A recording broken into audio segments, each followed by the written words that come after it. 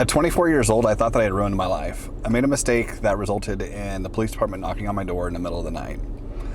Now, I had made that mistake 5 years prior, but it was just now catching up to me.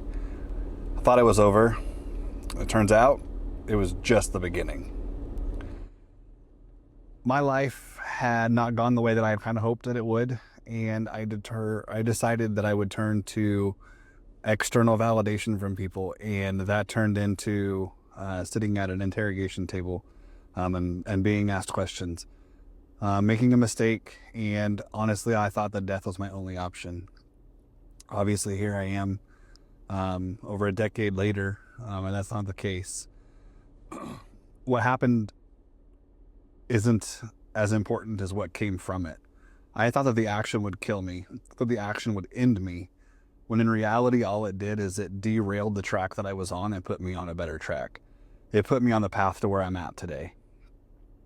I wasn't necessarily afraid of what I had done, what the title was, what the charge was. I was more afraid of the shame that came with it. I thought that the shame would keep me down, and for many years it did. The shame of my actions, the absolute humiliation, I guess, that comes with that, the shame, really kept me buried. It's funny though, because day one of this, I told myself that I wanted to help people get through it. And then for almost a decade, I struggled every single day getting through it. So how could I help people get through it? Well, I realized that I was trying to do it by myself, and I don't want to do that anymore. I don't want to try to get through it by myself. Am I still where I was? Absolutely not. Am I further ahead than somebody just starting out today? 100%. Am I offering to help people from a podium from the finish line? Absolutely not. Some days I'm 20 yards ahead. Some days I'm 100 yards ahead. Some days I'm walking right beside you.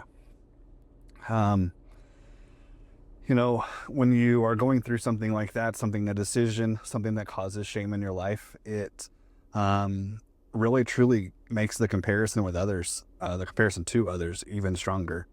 You look at that point, probably 28-year-olds, and see them getting married or having thriving college lives or thriving careers, and here you are struggling to wake up every morning. And that's shame. That's the power of shame, and that's the power of shame. That's the horrible part that shame comes, is that you are the only thing standing in your way. And when that realization finally clicked for me, and while that realization has to come on a daily basis, when it started to click more frequently, life turned around. My plan A failed, and here I am sitting on my property. My wife and daughter just left to go to the store. I have another daughter due in just a couple weeks. I have a thriving business that is a ministry that helps people who have made similar mistakes that can't get jobs elsewhere. And if I'd have stayed on plan A, I'd be dead by now. But by letting myself follow kind of the path that God put forward after I put my own stumbling blocks, I'm almost hate to say it because I'm afraid of the shoe. Even that's shame there, but I'm happy. I'm where I want to be. I'm where I should be. I'm happy these days. It's awesome. That being said, tomorrow I very well may wake up and not want to get out of bed until 10 because something has hit and it's hard. It's not speaking from the finish line by any means. This is speaking from a few yards above or a few yards ahead of you. This is me reaching back to grab you and pull you to where I'm at today, because I wish that I had somebody to reach forward and pull. All I have are YouTube gurus and people online that are uber duper successful, looking back, and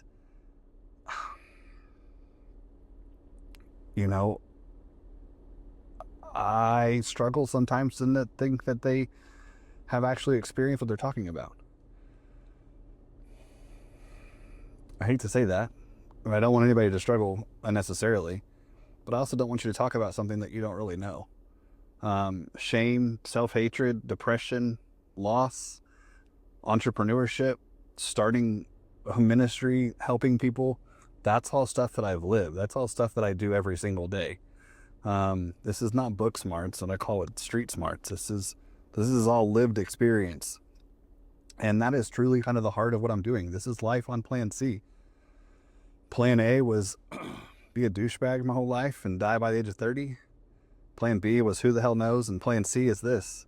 Plan C is to use all of the pain, all of the hurt, all of the crap that I've put myself through, and I take a responsibility, but the crap that I've put myself through, to reach back and pull others through.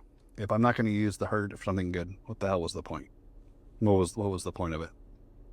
So I learned that, I kind of came to the realization that when I realized that I was living life on plan C, that what happened over a decade ago didn't end my life. It ended that chapter. The new chapter has begun, and even now a new chapter is slowly forming. If for whatever reason you're watching this and you feel like you've ruined your life, that you've made a decision that there's no way you can move forward, I can wholeheartedly say that I get it. I believed that too, and there are some days where I still do, but I am very quick to get over those. So you're not alone. You are definitely not alone, because I'm still not to the finish line. I'm just a little bit ahead of you. But take heart and know that your story is not over. Your story is just beginning, but you have to write it. And that's what I am doing here. So if you're new, welcome to Life on Plan C. See you next time.